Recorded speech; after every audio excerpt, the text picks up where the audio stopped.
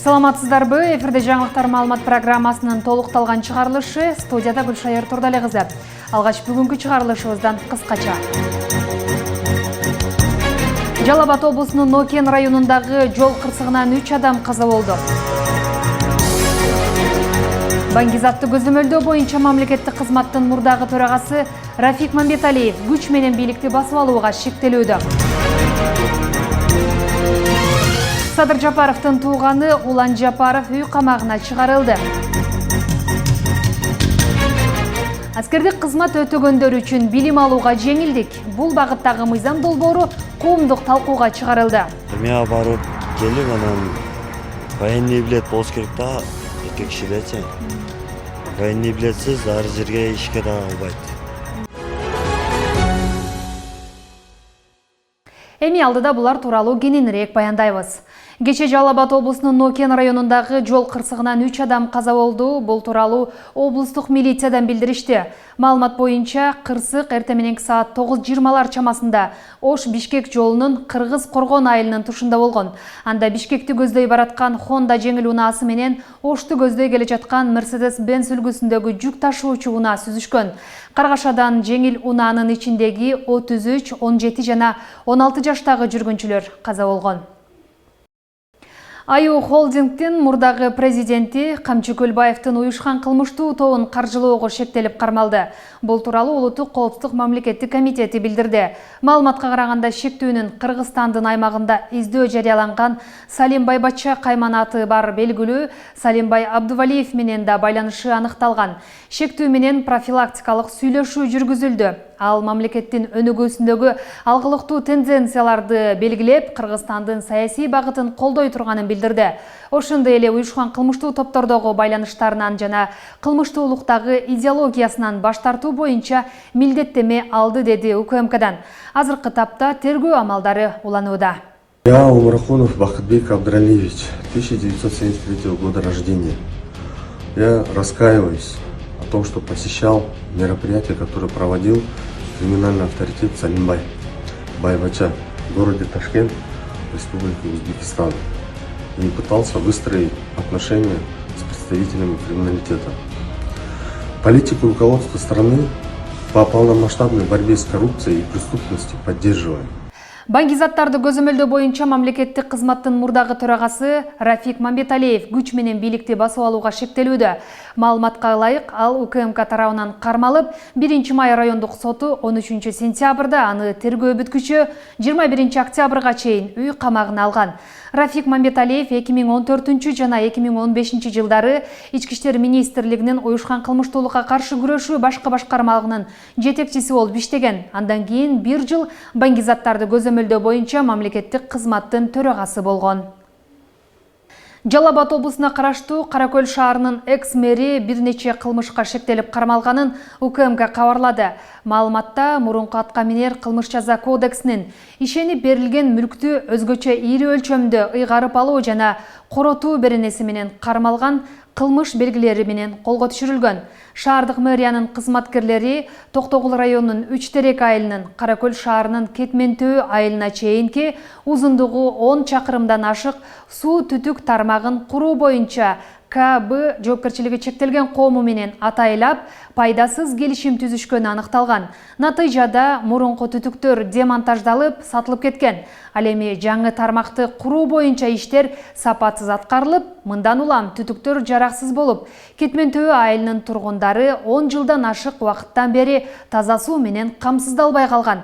Мындан тышкары Каракөл шаарынын мэри болуп иштеп турганда мыйзамсыз жол менен алынган мүлктү легалдаштырылган деп шектелүүдө. Учурда УКМК тарабынан кылмышка тиешеси бар башка адамдарды жана келтирилген зыянды аныктоо боюнча ыкчам иликтөө иш-чаралары жүргүзүлүп жатат. Улуттук коопсуздук мамлекеттик комитети жана чек ара кызматынын кызматкерлери менен биргеликте Талас облусунун чек ара тилкесинде аткезчиликке каршы алдын ала иш-чаралары жүргүзүлдү. 12 сентябрда Чоң Капка чек ара заставасынын аймагында Казакстандан Кыргызстандын аймагына 308 баш ийри мүйүздүү мал жандыктарын мыйзамсыз өткөрүүгө шек саналып, кыргызстандыктар кармалды. Азыркы учурда бул факты боюнча тергөө иштери уланып жатат. Садыр Жапаровдун тууганы Улан Жапаров үй камагына чыгарылды. Бул тууралуу 1-май райондук сотунун чечиминде айтылат. Тиешелүү бөгөт чара 19 сентябрга чейин кабыл алынган. Улан Жапаров президенттин атасынын бир тууган инисинин баласы. Рахымжан Жапаровдун уулу. Эске салсак, Улан Жапаров бажыдагы коррупциялык схемаларга тиешеси бар деп шектелип, 2023 жылдын июнь айында да кармалган. 4 айдан кийин анын бөгөт чарасы үй камагына өзгөртүлүп, иши сотто каралып жаткан. Экинчи рет быйыл июлда да ал бирөөнүн ишенимине кирип, өзгөчө ийри өлчөмдөгү суммага алдаган деп шектелип, кайрадан камалган эле.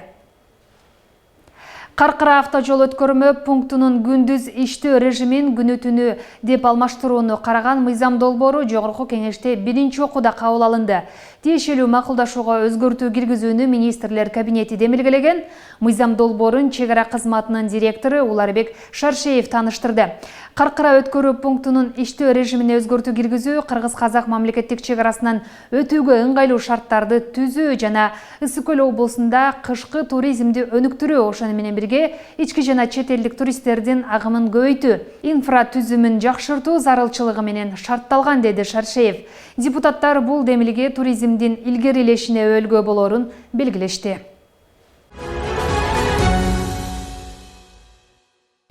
Аскердик кызмат өтөгөндөр үчүн билим алууга жеңилдик. Бул багыттагы мыйзам долбоору коомдук талкууга чыгарылды. Анда милдеттүү аскердик кызматты өтөгөн адамдар үчүн окуу акысын 50%га төмөндөтүү сунушталууда. Аталган демилге жаштарды аскердик милдетин өтөөгө кызыктыраары белгиленген. Учурда армияга жогорку окуу жайды аяктагандардын баруусу басымдуу болууда. Кененирээк алдыдагы сюжетте.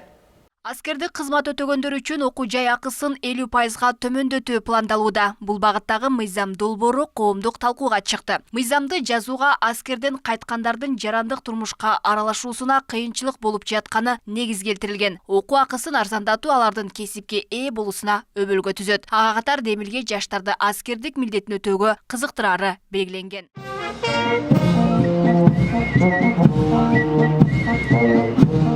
Сунушталып жаткан долбоор милдеттүү аскердик кызматын өтөгөндөргө гана тиешелүү. Азирет Эрмекбаев да мекенге кызмат кылууну максат кылууда. Ал аскердик кызматын өтөп келген соң гана билимин жогорулатууну көздөп жатат. Мындан улам сунушталып жаткан демилге көптөгөн жаштарга мүмкүнчүлүк түзөт деген пикирде. Армияга баруу бул шарт да эми, мисалы үчүн. Армияга бул эркек барып, анан кызмат кылып келсе, если мамлекет ага 30-50% скидка берсе, бул жакшы мыйзам да. Бул армияга барып келип, анан военный билет болуш керек да, эркек кишидечи. Военный билетсиз ар жерге ишке да албайт эркектерди. Аскердик кызматын өтөгөндөргө билим алууга жеңилдик берүү сунушу колдоого аларлык дешет. Армиядан кайткандардын өз ордун табып кетүүсүнө көмөк болот деген таризде. Чек ара кызматынын ардагери Топчубай Мөнөкбаев бул жагдайда армияга баргандардын да катары калыңдайт дейт. Бир эле аскердик милдеттен кийин келечегин узартуу үчүн буларга жол ачылып атат. 50% деген ата-эне үчүн дагы, окуйм деген жаш өспүрүм үчүн дагы өтө ыңгайлуу. Биздин жаштарыбызда патриоттулук өтө күчөдү. Себеби мекениме кызмат кылсам, демек мен таза аскердик билет алсам, мен аскердик өткөрүп, милдет аткарып келгенден кийин, демек менин келечекке болгон мамлекеттик иштерге иштейин деген жолум ачылат экен деп. Азыр бул эми мына экинчи талап коюлуп аткан, бул элге коюлган чоң суроо, бул экинчи дагы жаштар үчүн чоң өбөлгө да. Көпчүлүк жаштар жогорку окуу жайды бүткөндөн кийин гана аскерге барууну тандашат. Өлкөдө милдеттүү кызмат өтөөгө 1 жыл чектелген. Альтернативдүү кызмат өтөөгө да мыйзам жол берет. Бирок алар укук коргоо органдарында иштей албайт. Ал эми экинчи категория боюнча кызмат өтөгөндөр 50 000 сом төлөп 1 ай машыгуудан өтөт. Булар келечекте күч түзүмдөрүндө иштөө мүмкүнчүлүгүнө ээ болушат. Чыныгы аскердик мөөнөттүк аскердик кызматка чакыруу жана альтернативдик кызматка калтыруу мыйзамынын негизинде биз аскер комиссарият ар бир жаранга тандап талдап иштерин жүргүзүүдө чыныгы аскер кызматына жана альтернативдик кызматка толук укуктуу экенин эскертип, андан кийин гана ал аскердик кызматты тандаса, аскердик кызматка аскерий бөлүктөргө гана жөнөтүлөт. Эгерде альтернативдик кызматка калганга да укуктуу, бирок ошол учурда дагы биз бүгүнкү күндө альтернативдик кызматка калган жарандар 25 000 1,5 жылдын ичинде бөлүп төлөп, 1,5 жылдын ичинде дагы баса белгилеп айтып кетейин.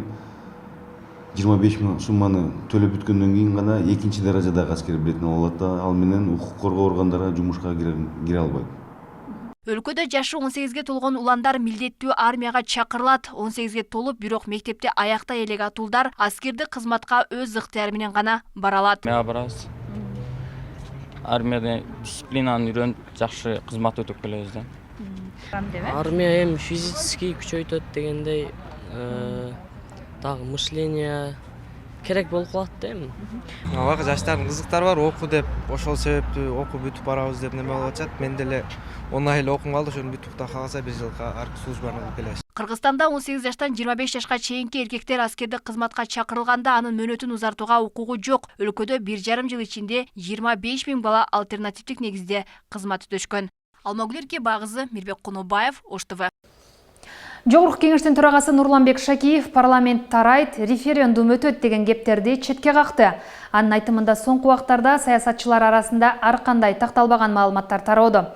Мунун баары суу кечпеген сөздөр, алдыда жергиликтүү кеңештерге шайлоолор болот, аны татыктуу, таза өткөрүшүбүз керек. Андан башка саясий өзгөрүүлөр болбойт жана мыйзам чегинде иштер жүрөт, деди спикер. Төрага ошондой эле бул боюнча мамлекет башчы менен талкуу болгонун да кошумчалады. Айрым ушак айылга жакын адамдар коомдогу өлкөдө ар кандай өзгөрүүлөр болот экен, референдум болот экен, парламент таркайт экен, парламенттин саны кыскарат экен, чоң саясий өзгөрүүлөр болот экен деген ушак айылдарды чыгарып атат. Бунун баардыгы суу кечпеген сөздөр. Ош шаарында Ахматбек Сүйүнбаев атындагы борбордук стадиондун үстү жабылып, гибриддик оюн талаасы жасалууда. Стадиондун курулушу, чуркоо аянтчасы, футбол талаасы эл аралык жана республикалык стандарттарга ыңгайлаштырылган. Алдыда бул тууралуу кененирээк баяндалат. Ош шаарында Ахматбек Сүйүнбаев атындагы борбордук стадиондун курулушу дүйнөлүк стандартка ылайыкташылып жатат. Буга чейин республикалык оюндарды өткөрүүгө шарты болбогон оюн талаасы эми бардык шарты менен элдин ыңгайы каралган. Жаңы шартта мына стадион азыр гибридный поле болуп атат. Гибридный поле деген бул ошо азыркы дүйнөлүк стандартка жооп бере турган полелер да. Поле өзүн камсыздайт, өзүн өзү сугарып, да кандай десем эми полянын эми айтайын десем, поле азыр бүт Кыргызстан боюнча пойлан баары ушундай болуп атпайбы? Ушундай стандартка жооп берет поле буюрса. Стадион дагы стандартка жооп бере турган стадион болот буюрса. Учурда Ахматбек Сүйүнбаев атындагы Ош шаарынын борбордук стадионунда турабыз. Стадиондо бир топ иштер аяктаган. Ал менен катар 11 миңден ашуун отургучтун үстөлөрүн жабуу иштери да бүткөрүлгөн. Чатырдын бийиктиги 12 метрди түзсө, узундугу 120 метрге чейин жетет. Ал эми чыдамдуулугу 15 жылга чейин деп гарантияланган. Стадиондун кире беришине таман таштар төшөлүп, жарыктандыруусу жана чуркоо аянтчасы, гибриддик футбол талаасы эл аралык талаптарга ылайык келтирилет. Бул иштер 85 миллион сомдун тегерегинде каражатка оңдолууда. Бүткөрүү иши 2025 жылдын башына пландалган. Октябрдагы шаар күнүнө бүткөрүүгө аракеттенип жатканын билдиришти. Строй материалдын эң орчундусу мына турбалар. 168 диаметри менен баштап 108ге чейинки диаметрде турба пайдаланылды да. Эми тоннасын айтсам, тоннасы аябай эле көп. Бетон 2954 тонна кетти, куб, то есть. Профнастил кетти, мына үстү жабылбайбы да. 7 диаметр 0,7 деген диаметрден калыңдыкта профнастил деп коебуз, бизче кыргызча тенеке. Ал 5158 квадрат метр кетти. Профнастил жылтырап турбайбы? Ал ошол немеден поликарбонат деп коебуз. Ал 2725 метр квадрат, то есть. Шаар курууга деп берген аракет кылып атабыз. Мына именно навестин өзүнү. Шаар күнүгө, то есть 5 октябрь ошонго аракет кылды. Бирок по факту бул эмес, стадиондун үстүн жабуу 25 жылга бүтүш керек болчу. Биз ага бир айтканда графиктен опережение кетип атабыз да. Эми буюрса бүтүп калат деген оюбуз бар. Иштин жүрүшүн кечээ күнү шаар мэри көзөмөлдөп чыгып, сапаттуу куруу тапшырмасын койгон. Стадион 11 миңден ашуун көрүүчүгө ылайыкташкан. Өткөн жылы мындагы олтургучтар оңдолгон. Сиренгүл Бахтиярова, Адилбек Абдакимов, Ош ТВ. Мына ушундай кабарлар менен бүгүнкү чыгарылышыбызды жыйынтыктайбыз. Алдыда дүйнө кабарлары бар. Кечиңиздер көңүлдүү улансын.